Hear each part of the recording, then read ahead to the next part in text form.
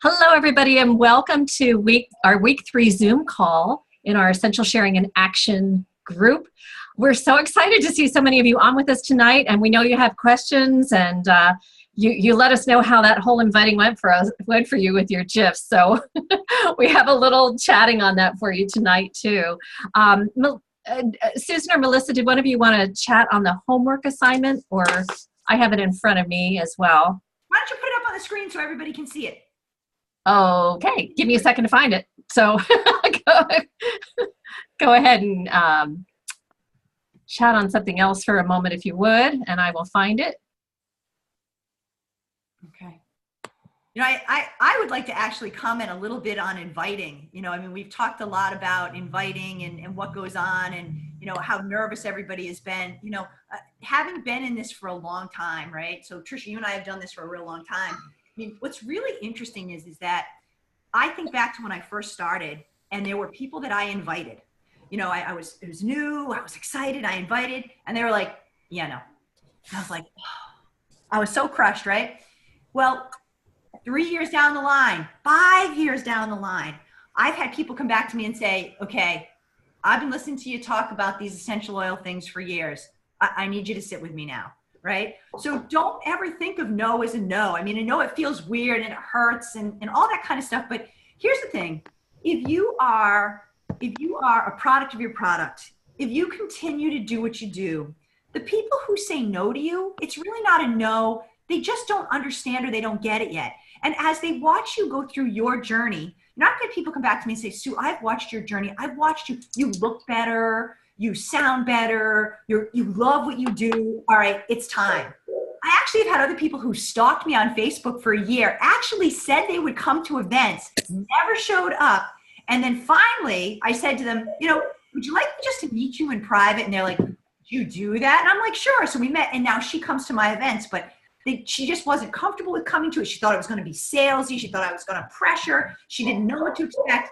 And then now she realizes that, no, we just share. It's not about pressure. It's about questions. It's about education. It's about fun. You know, now they love to come. So know that this first week with those GIFs, you know, people like, you know, it does get easier. It does get better. And you just have to learn. You have to have a little bit of a thick skin and understand that if somebody says no, they don't want them, and you don't want everything to get, you just move on and you just go forward. And then other people who are just like, well, no, I don't think so. Know that you just do what you do. And usually they'll come back, at least ask them questions.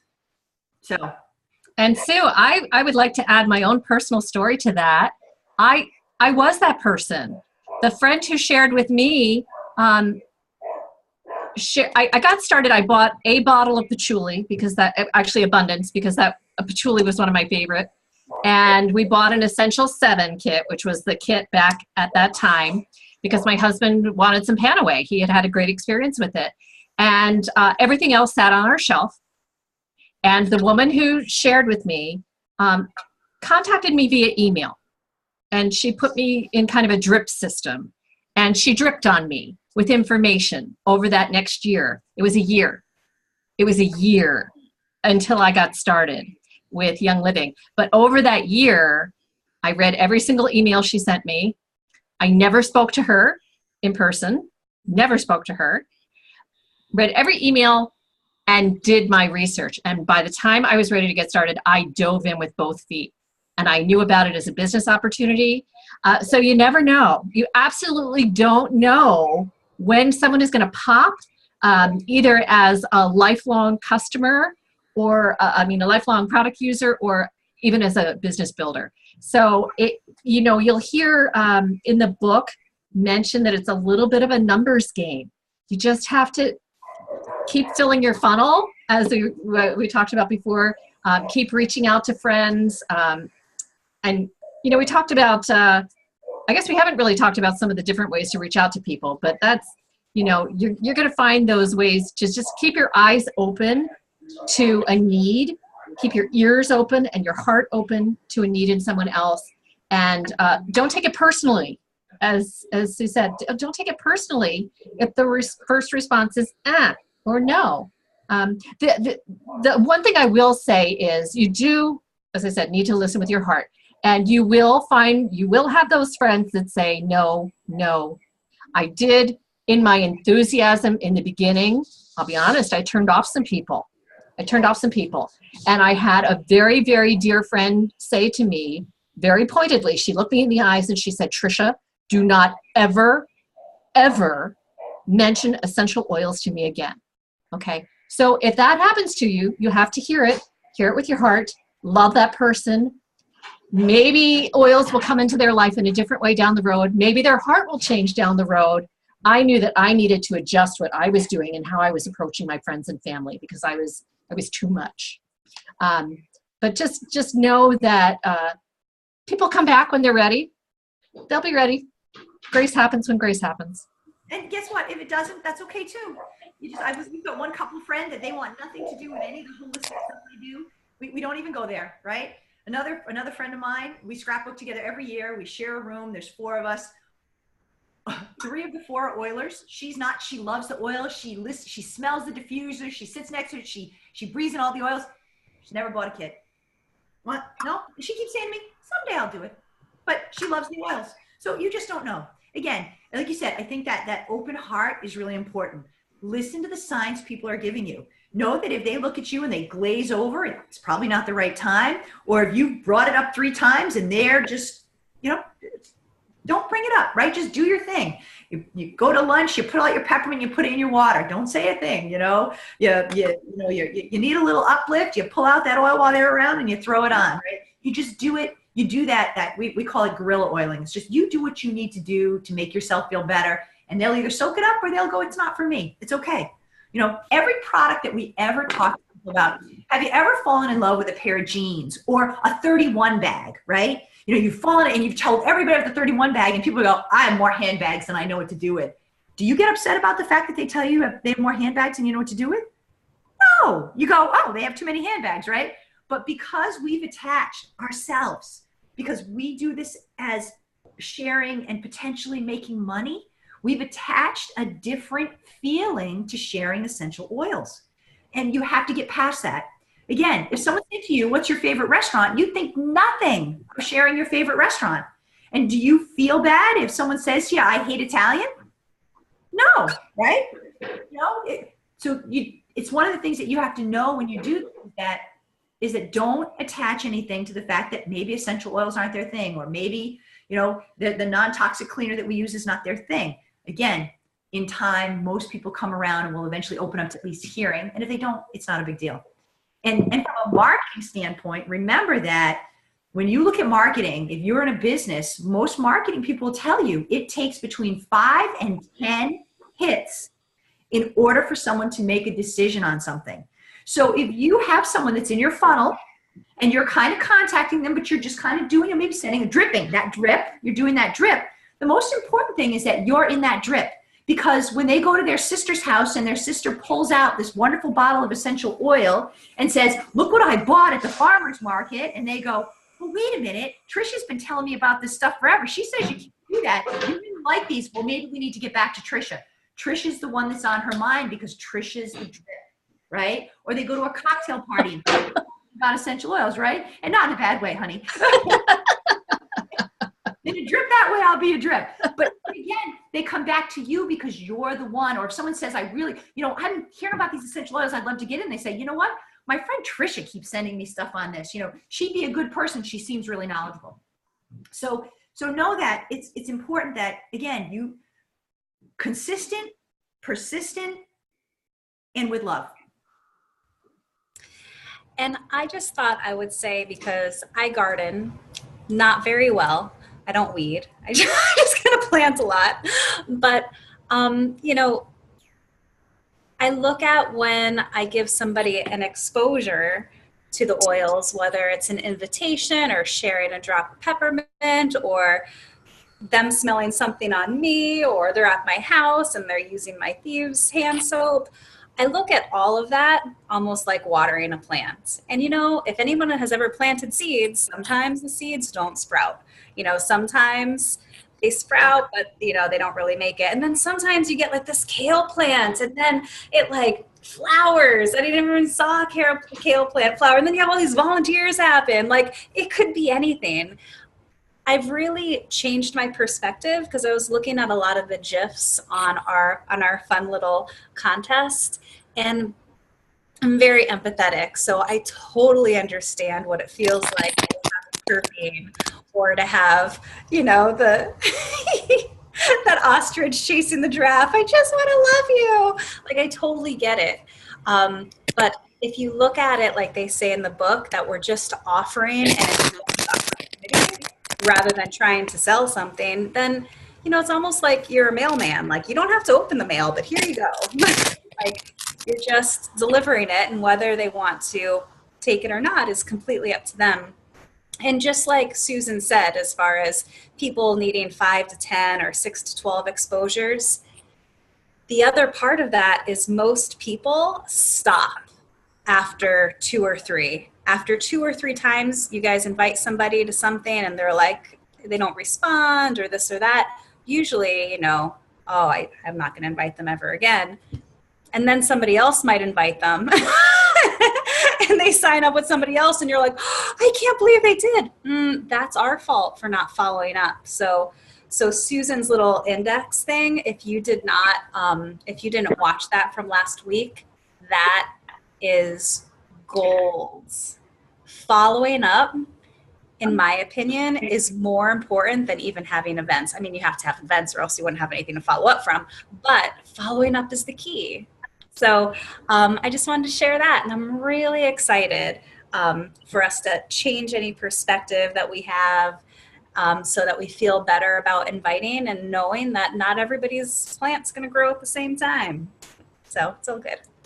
Yeah, and unfortunately, I've been running a book club on Monday night, so I haven't been able to be on. But the other thing that we found, so when I first got into this, so again, been for a while, my sister and I did it all wrong in the beginning. And one of the things that we learned is that we kind of tried when we first came at this, because we didn't let people know that it was about education and fun. People need to understand that it's not about sales. It's not about, and again, yes, it might be about sales in the long run, but it's not about pushy sales. It's about, if you've done a really good job of showing your heart and sharing your love when you're meeting one-on-one or you're meeting with a group, people want to know more naturally. It's not about the pushy, People will want to do it, or they'll want to learn more, and it's up to you to follow that. But making sure that they understand that it's about fun and education and having the ability to ask questions. It's not about that they're going to walk out with a kit, because again, people will walk out with a kit that want to do it, or when they're ready to go, you follow up with them and ask them, how did you enjoy our workshop? Do you have any questions? On a scale of 1 to 10, are you interested?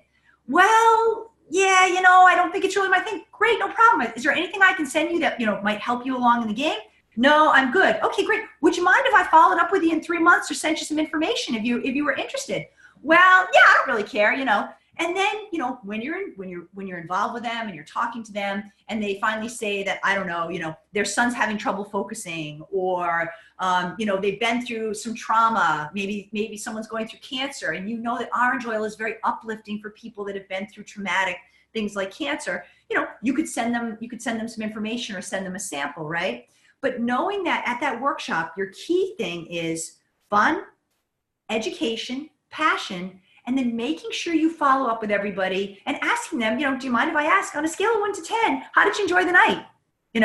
Oh my God, it was so fun. I had no idea. Great. Is there anything I can get for you? Or, on a scale of 1 to 10, how did you invite it? Well, I got to be honest with you. It was really fun, but it's not my thing. Great. But that allows you to understand where they are in the process. What is it? Where is their head? Because if you don't know where their head is, you don't know how to follow up. Awesome, Susan. And actually that leads us really well into our suggested homework assignment for this week. I'm going to pop up the screen so you can see Laura's post from a little earlier. The first one is making sure that you read on pages 44 to 79. That's going to cover all about network marketing. It covers some questions on the compensation plan, how to avoid feeling salesy, fear of rejection. I mean, there is so much amazing language in here. What to do if your friends say no, and setting an expectation that the products do work. It's kind of a weird thing. When your friends come back to you and say, gosh, I was surprised they actually worked. So that's about your mindset and your belief system. And then probably the last page of this is a really important one. Don't quit your day job yet. Remember that this is about consistent effort over a period of time. And you want to make sure that you are financially comfortable while you are giving your business a chance to take hold. There's also, you see, to review pages 148 to 166. These are the appendices in the book. That's a quick reference sheet for your essential sharing gathering. There is that great script. Now, this may not be the script that you want to use for your presentation. That's fine. I personally love to encourage my leaders to at least use the good, better, best language when it comes to the end of your presentation. I love how the authors talk about informed opportunity, so that you don't come back later and say, oh, by the way, did you know we have an essential rewards program? You want to tell people about that right up front. So I love the good, better, best language. And one thing I'll put out there, even if you think you're not a script person and you like to wing it, there's something very powerful about you presenting or having this get together with a script in your hand. First of all, it helps you keep track of your time so that you're not talking for 2 hours, just fire hosing people with information that they couldn't possibly absorb. But it also allows people to look at what you're doing and say, huh, I could do that. So as you are offering these gatherings in your home, think about the behavior that you're modeling. Is what you're doing duplicatable? If you have a get-together where you have every single Young Living product on display, what do you think that says to people that come into your home? Well, it says you love the product, but it also may say to them, gosh, I have to invest in all these products before I can have people over to my home to share about oils with them. So that's something you're going to want to weigh and balance. I love having at least 1 or 2 products from the different product lines available for people to experience, but consider not overwhelming them with all of the products. And then there's that great Appendix 3, which is that natural home and beauty makeover that you can show people a way to swap the traditional home product for something in Young Living. And on Thursday, I'll share some other tools with you that you might like to use as well about helping people compare or make some shifts in products at home. So, okay, and the next one is probably the most important. This is about getting in front of people and practicing the script. So I'm going to stop the share and let's talk about that for a second, Susan or Melissa. Let's talk about getting in front of someone and actually practicing the script. So I have, I think that last week we really touched on how when we come to inviting that we're really, if we have the perspective of we are looking to better people's lives, we're not going to feel like we're bothering them in the process of inviting them. And that was a hurdle that I needed to get over, you know, when picking up the phone. So that perspective changed everything. I love making phone calls now. Like I love following up with people. I love seeing how they like their kits. I love checking in with them, you know, confirming that they're going to come to an event that they said they're going to because I'm helping them. I love how this book reminds us over and over that we work for the people in our downline, even though we're not really calling it downline so much, like we're working for them. But I will say one of the biggest hurdles that I had when we're talking about the script was I was very uncomfortable with closing. I was very uncomfortable with letting them know how they could get started. I could talk forever on the product and pass around the oils and be like, isn't this great? And da, da, da, da. But then when it came time for the end, I literally just sat there until somebody said, well, how do I order? Because I was uncomfortable with that part. So I didn't know if we wanted to, I'll let Susan and Laura just hopped on and share. But I know that I personally needed to hear somebody like I know the good, better, best is written out in the book, but I needed to hear somebody say it and say it with confidence, say it unapologetically, because I felt like I had that weird hang up as a yellow personally. But as soon as I was watching the 12 Days of Diamond, and as soon as I heard somebody say, friends don't let friends pay too much for their product, friends don't let friends miss out on free stuff, I was no longer nervous to say what the good, better, best scenarios were. And I couldn't wait to tell people about Essential Rewards. But until that point, I felt like, oh, it's like the Columbia House. They have to buy 10 more CDs. They're going to be scared I'm saying that. So I know Laura was going to jump in, but I wanted to reach out and say that if you're uncomfortable with that last part, practice it. And practice it unapologetically, because you're helping them change their lives and getting the best deal. I'm a very good shopper. I go to Kohl's and I get the 30% off, and I get the Kohl's cash, and I stack coupons, and this is no different. Laura. Yeah, absolutely. Well, I'll tell you, I was uncomfortable until I was doing an event with my brand new builder, who happens to be my thunder thigh, if you will, and is on the verge of gold now. And I overheard her signing somebody up. And here's the thing. When she signed up, she said, in no uncertain terms, and she's a red, very strong personality. She said, look, I have a very small budget for this. All I want is the kit, and I don't want to hear about anything else. So I said, okay. And I was fairly new, and hesitant. And I said, okay. So I just told her about the kit. And I don't know, it was probably about 6 months or a year later. And she'd been building. Started building from the get-go. I signed her up the first week of the month, and by the third of the month, she was at 1,000 OGV already.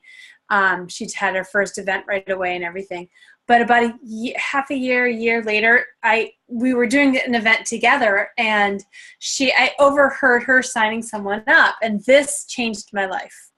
She said, when my sponsor signed me up, and bless her heart, she didn't name names, she didn't tell me any of my options. And she said, and quite frankly, and luckily she did add, she said, quite frankly, I told her I don't want to hear anything, but I kind of wish she would have at least shared my options, because I really like free things, and this woman loves free things. As a red, she wants to save money and get free things. And she said, and I didn't know about ER, and I wish I had, and I would have gotten this and that. And she said, I just want to share that with you. And when I heard that, I thought, and there it is, right? All you're doing, you're not, at this point, in my opinion, I'm not selling, I'm giving them the informed opportunity. It's like, these are all your options. Which one do you want? And I think the icky sales comes in when you try and push them into something they don't want. All you're doing is saying you can do A, B, or C. Which one do you want? Let me know. Laura, what's so funny is that my gold leg, my first gold leg was a woman that the girl who set her up with an account said to me, I need you to talk to this woman because she scares me. I don't know how to talk to her. And so, and again, I've been doing this for a while. I get on the phone with this woman, and she's like, I don't want any business. I don't want to know anything. I don't want to start a kit. All I want is a membership, $45. That's it. Nothing else. And I'm like, okay. I was like, woo, again, big red, right? Woo. Well, sure enough, she's the first one that came back to me and said, how come you didn't tell me about Essential Rewards? I've been losing money for 3 months. And I looked at her and I said, you wouldn't even let me talk to you about a starter kit. She goes, yeah, I know, I should have gotten one of those too. So again,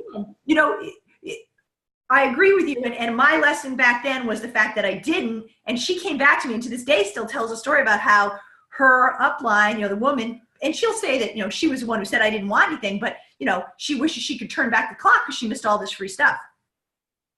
So yeah, absolutely. And again, if they don't want it, they won't do it. As long as you're not saying you have to take Essential Rewards, it's required. No, again, here are your options. If it were me, if I go back and look at what I did, this is what I would do. Or this is what I did from the very beginning, right? I learned from somebody that had been in the business for a long time, and they were like, listen, you're going to make this a lifestyle. You want to do this because it is the best deal. I didn't even question it. I was like, sign me up, right? I'll do Essential Rewards right away. So again, I think it's absolutely true. I think you have to be able to present the opportunity, and you have to practice. While you're driving, practice.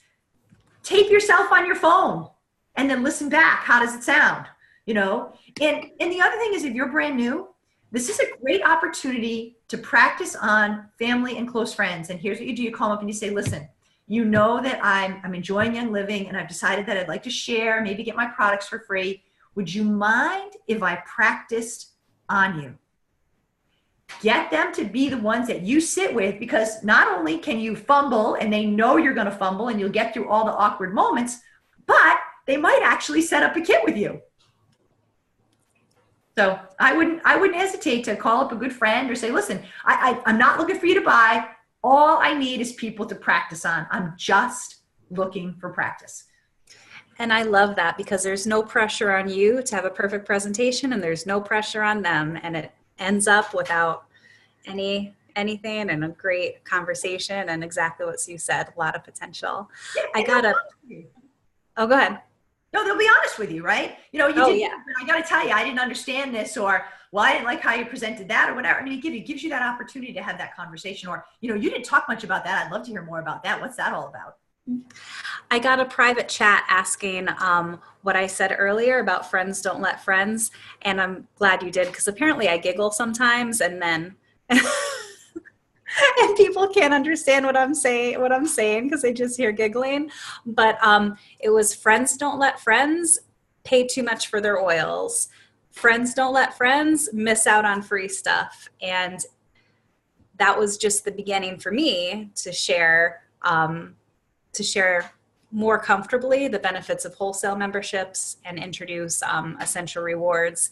And it's interesting because they talk about in the book how people usually, you know, introduce other people in the same way.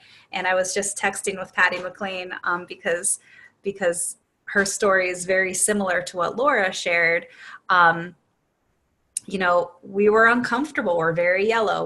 We were uncomfortable talking about money. So we're lucky we brought up even just the wholesale membership and the kit, terrified to bring up essential rewards. So we often didn't. And then everything shifted around the same time for all of us between that 12 days of Diamond Call. And one of her friends said, I wish you told me about essential rewards earlier. I could have been getting points a lot sooner. And they were upset. She didn't tell she didn't tell them about the essential rewards. So again, it's just informed opportunity, giving people choices. But yeah, so we're all learning.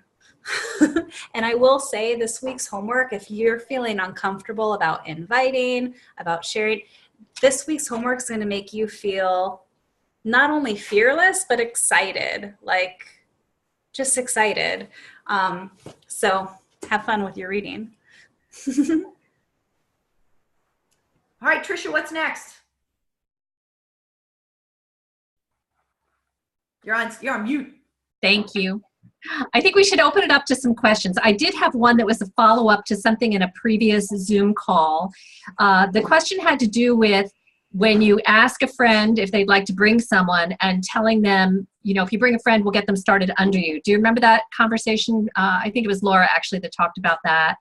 And the question was, do you do that only if that person is on ER? Good question.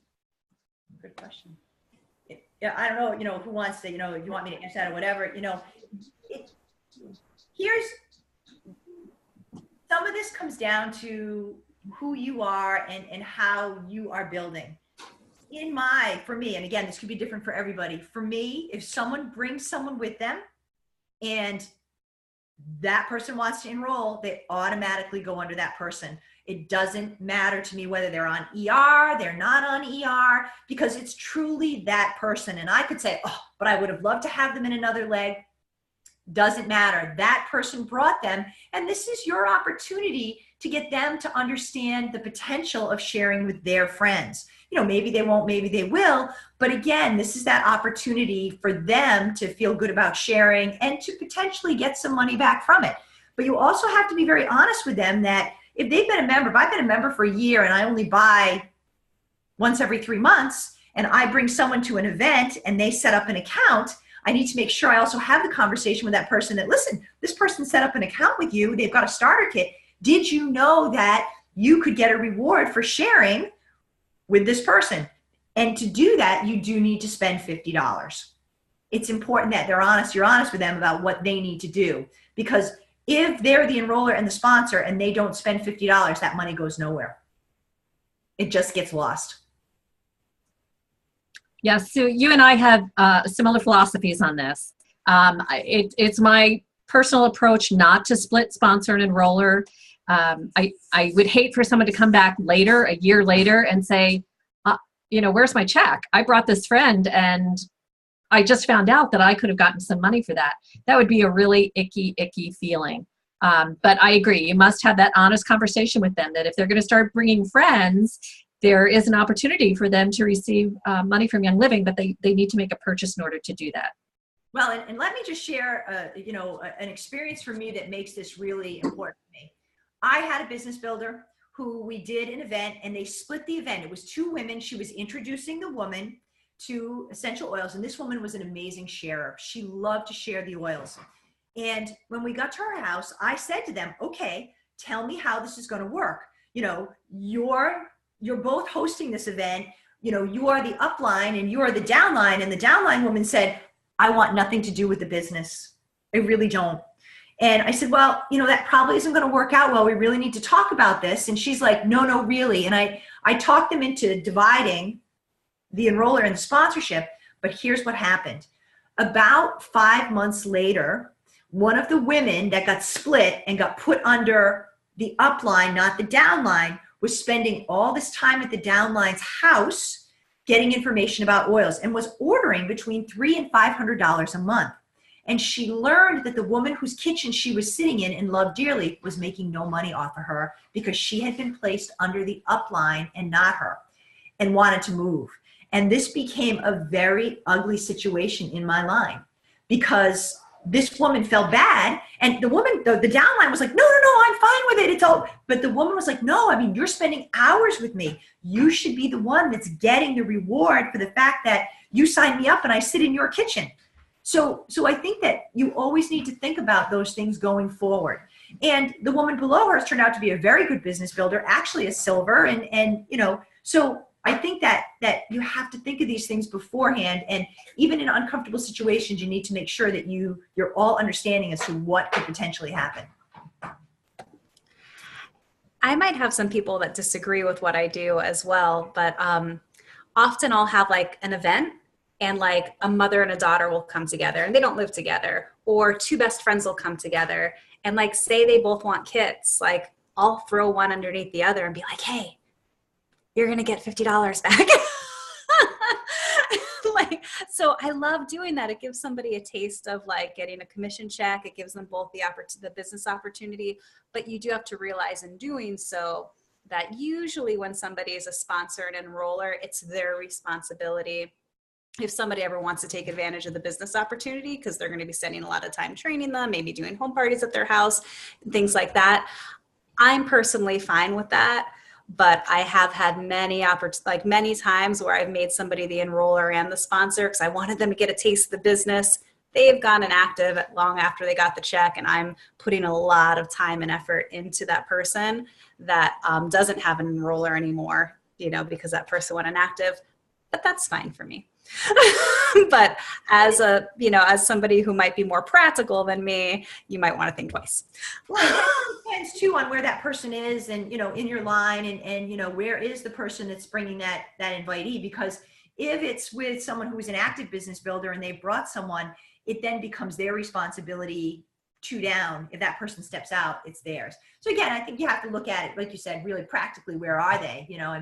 Where is that person in your line? Who's above them? And are they willing to do those kind of things? I think any one of us understand that 80% of our business comes from people who buy, 20% are business builders. So it's really important that we take care of all of our members, because it's about sharing, having people understand the products and having them make a lifestyle change. It's not just about essential oils. That's just one beautiful part of what we do.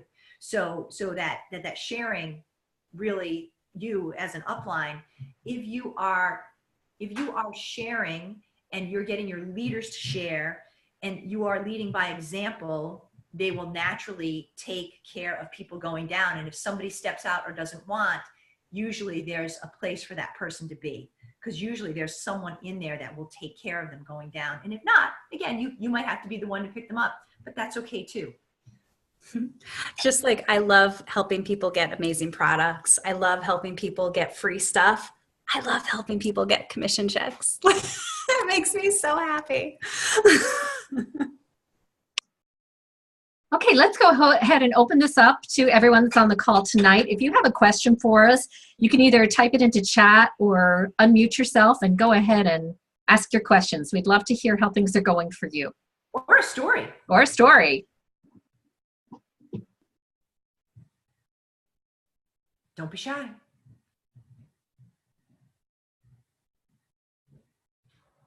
Oh, they're being shy, Trisha. Oh.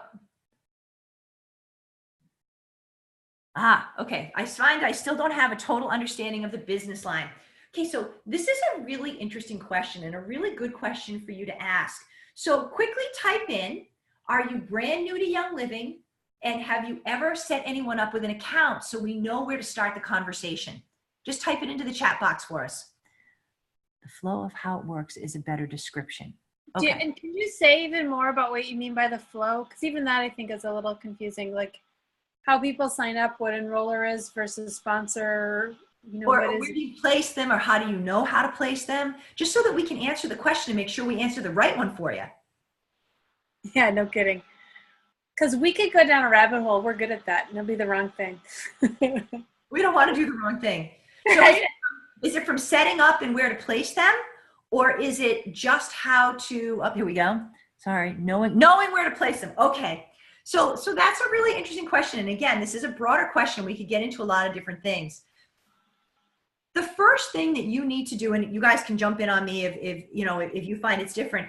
The first thing you need to do when you're sharing and you have no one below you is you need to figure out, if you've decided you are going to share, who do you think potentially would also be a sharer like you, right? Identifying when people come on, whether they are someone who's potentially just wants to buy the product or they want to share, helps you build your line. When you are a business builder, when you've decided to share and you'd like to get your products for free, or maybe you'd like to eventually retire on Young Living, the first thing you need to do is you need to set up at least 2 people directly below you that you are going to build their legs, and then look for a 3rd leg. Young Living has different categories. They have star, senior star, and executive. Let's only work with those at the present moment. To be a star, it means that your whole organization has $500. That means you and the people below you spend a total of $500. To be a senior star, that means you and everyone below you, no matter where they are, spend $2,000, okay? But when you move up to sharing, where you'd like to make a commission check and have it grow, you can make a commission check as a star, but where you really want to build your business and do it well to make more money or get all your products for free, you're looking to have 2 lines with a total volume of $4,000, and each one of those lines does at least $1,000. And this is a tough conversation to have. So the question to the gal who's out there, have you identified anyone that you've set up an account for who you think might like to share the business like you?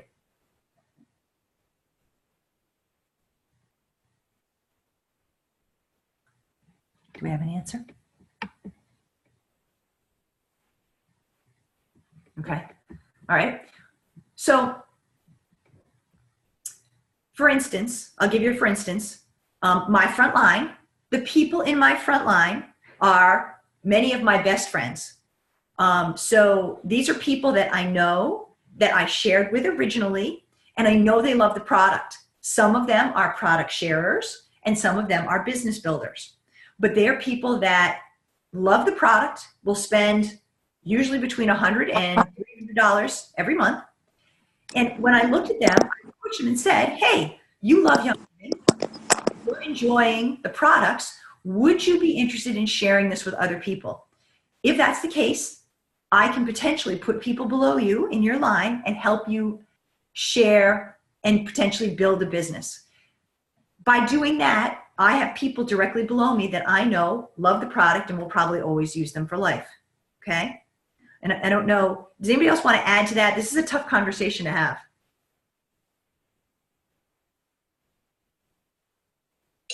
Trisha?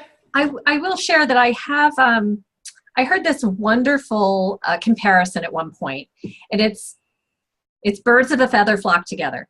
So as your organization starts to grow, and I will say that Vicki and Chris talk about kind of dividing your time among 6 legs and building all at the same time, which is a lot of work.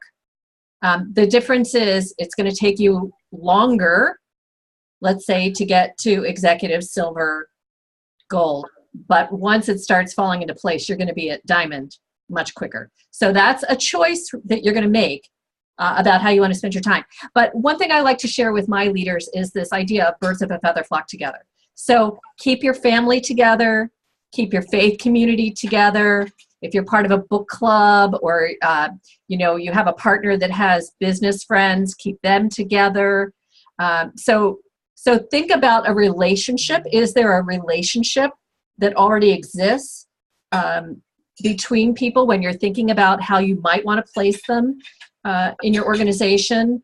And if not, they may just be front level to you. They may be on your first line. Because remember, for those of you that have been around a little bit, maybe you've read in the book about the compensation plan, once you get to the ranks of silver and above, you need 1,000 personal group volume that's outside of the legs that are qualifying you for your rank. So you still need volume outside of what makes you a silver, out of the legs that makes you a silver, gold, platinum, etc. So you are going to need more than, let's say, 6 people on your front line. So that's the way I like to think of it. Is there an existing relationship? Because as Sue said, if you just place someone under someone for the sake of building a leg, you're then going to find yourself in the position of supporting them because the person above them doesn't even know them. And I personally had found that with some of my legs, and it leads to lack of duplication in your organization. So I'll just put that thought out there for you as you're building and as you're developing your own philosophy of how you want to structure your organization. Those are some things that I have seen. And there's no right way to do it, really, because here's the thing.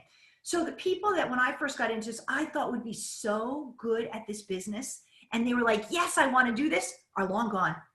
They got in and then poof, they disappeared, right? Where other people I thought, oh, this person will never do anything. And now they have a thriving group that's below them, and we call them tribes. We create tribes, right? So the people below you, the people that you enroll on your front line, they each become a tribe. And just like Trisha said, if you've got a young mom on your front line and you've got a young mom that wants to join, well, the natural place, if they're not related to anybody else, is to put them with those young moms. But if you've got your cousin Joni and Joni introduces it to her best friend Sally, guess what? Sally needs to go under Joni because that's who introduced it, and that becomes part of it.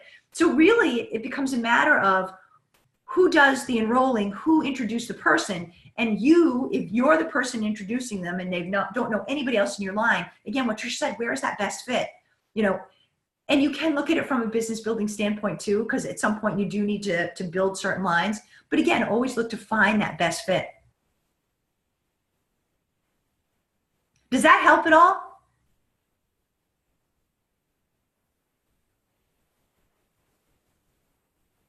Let's see. I hadn't really thought of it in a way. And I will say, when you do place somebody, introduce them. Whether it's a 3-way message on Facebook, introduce them, get the relationship started. Yeah. Explain that that's another person there to support you along with you, and start to create that dynamic. Yeah. And truthfully, that conversation should have already happened. If you're placing someone underneath another person and they have no idea, you should have already had the conversation about, are you interested in getting your products for free, or potentially sharing and maybe having your own business, or looking for a way to create a retirement for yourself? Because if you just throw people under someone because you want them there, they have no idea. and we see this in Canada, and Debbie can attest to this, that sometimes you screw up somebody's ability to get money for school because you decided you're going to build your daughter, and then you place people under your daughter's line. All of a sudden she's making money, and now she can't get a school loan because she has an income, right? So you need to be very mindful. That should be a conversation that you have with someone. Again, there might be people that are on a limited budget and they get a Social Security check and they can't get money every month, right? So before you ever place anybody under someone, you should have that conversation and ask them if they are willing to support. You know, are they interested? Would they like to be part of a tribe? And, you know, would they be interested in sharing? So I think that's a really important thing when you're placing people underneath people. Any other questions out there tonight?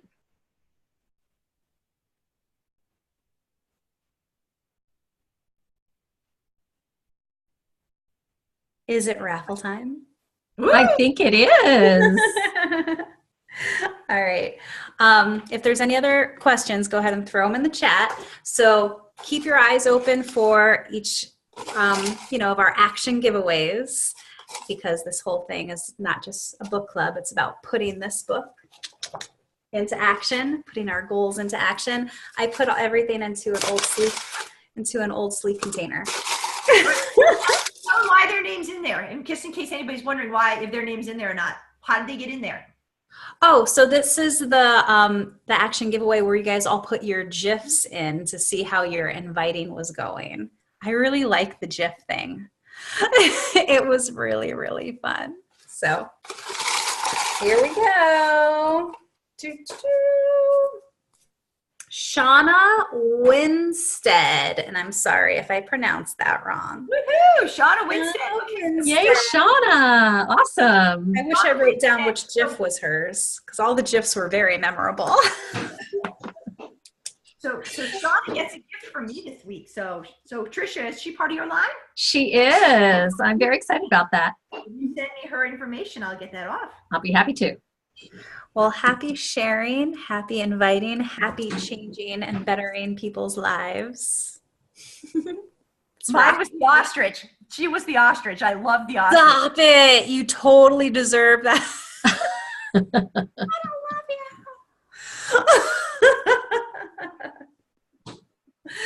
Awesome. Do right. any of our leaders have any thoughts to wrap up as we head out? Laura, did you have anything else you'd like to share this week? No, I don't think so. That was great. Okay, awesome. Melissa, Susan, anyone? Just don't miss these chapters. This is all, I think that this part that we're coming up to about network marketing and sharing, to me, this is like so important when you first start, because it really explains why you're doing what you're doing and why living is different. Don't miss this.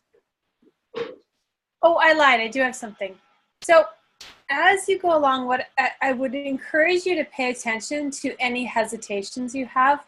You know, if you find yourself going, oh, I'm not comfortable, whatever, and don't question or second guess what it is, because it can be something really weird. Like, I love cold market. I'm not actually as good with hot. I have a harder time with people who are close to me, and it's been a learning experience for me to figure out why that is. But that's all of your hesitations. Bring them, don't ignore them, bring them to your forefront of your consciousness. You can bring it to the call and say, hey, you know what, I realized I was hesitating here. There's personal growth in that. And that's a beautiful thing. It's a really beautiful thing with this business, because everyone has them, just so you know. We've all had our hesitations. Oh, I don't really want to do that. I don't want to say that. I don't want to do this. I don't want to do that. And to be able to say, why? You know, what is that? And to look at it. Awesome. Well, thank you all so much for joining us tonight. We love hearing from you in the group. If you have questions during the week, please post them, and look for our action giveaway this week. I'm sure there's going to be something fun coming up, and we'll have that posted on Wednesday for you. And please get out there. If you haven't done your inviting, get going and start practicing your script so you're all set for your first gathering. Thank you, everyone. Have an amazing week.